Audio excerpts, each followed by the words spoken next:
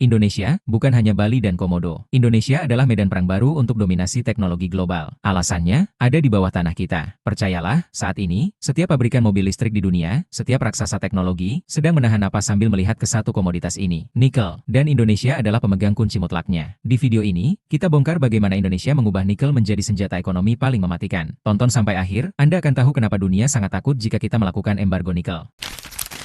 Selamat datang. Anda mungkin tahu nikel penting, tapi seberapa penting? Bayangkan, tanpa nikel, tidak ada smartphone canggih, tidak ada turbin angin. Dan yang terpenting, tidak ada mobil listrik. Nikel adalah jantung baterai lithium-ion kelas atas. Dan saat ini, dunia sedang panik memburu nikel. Kenapa? Karena permintaan baterai global naik 700% dalam dekade terakhir. Pertanyaannya, siapa yang memegang kartu truf ini? Jawabannya ada di bawah tanah kita. Indonesia menguasai 21% cadangan nikel dunia. Itu 1/5 dari seluruh nikel di planet bumi.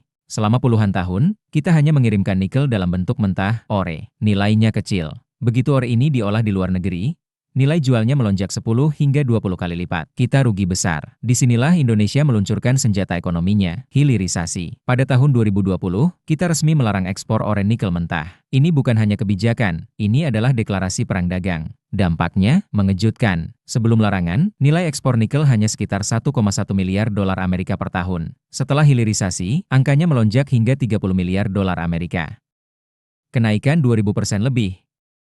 Tentu saja, langkah ini membuat panik banyak negara industri. Uni Eropa bahkan menyeret Indonesia ke WTO karena mereka merasa pasokan bahan baku mereka terancam. Ini membuktikan satu hal, strategi kita berhasil. Meskipun berhasil, hilirisasi punya bayangan gelap. Untuk mengolah nikel, kita butuh smelter raksasa. Dan siapa yang datang paling cepat membawa modal? Cina. Saat ini, mayoritas pengolahan nikel di Indonesia didominasi oleh investor Cina. Ini menimbulkan dilema. Apakah kita benar-benar menguasai rantai pasok, atau kita hanya menyediakan lahan dan tenaga kerja untuk dominasi asing? Tantangan kedua adalah energi. Smelter nikel sangat boros listrik. Mayoritas masih bergantung pada PLTU batubara, yang berarti kita menukar dominasi ekonomi dengan biaya lingkungan yang sangat mahal.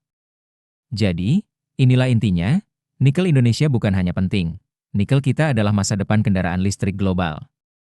Dan strategi hilirisasi mengubah kita dari penjual bahan mentah menjadi pemain kunci di meja perundingan. Tantangan terbesar kita sekarang adalah beralih dari smelter ke pabrik baterai utuh, membuat katoda dan prekursor. Jika kita berhasil di tahap ini, barulah kita bisa bicara tentang dominasi teknologi global yang sesungguhnya. Menurut MU, apakah Indonesia bisa lepas dari dominasi investor asing dan membangun pabrik baterai sendiri? Tulis opini Anda di kolom komentar. Jangan lupa like video ini jika Anda merasa bangga dengan nikel kita, dan subscribe agar tidak ketinggalan analisis mendalam berikutnya.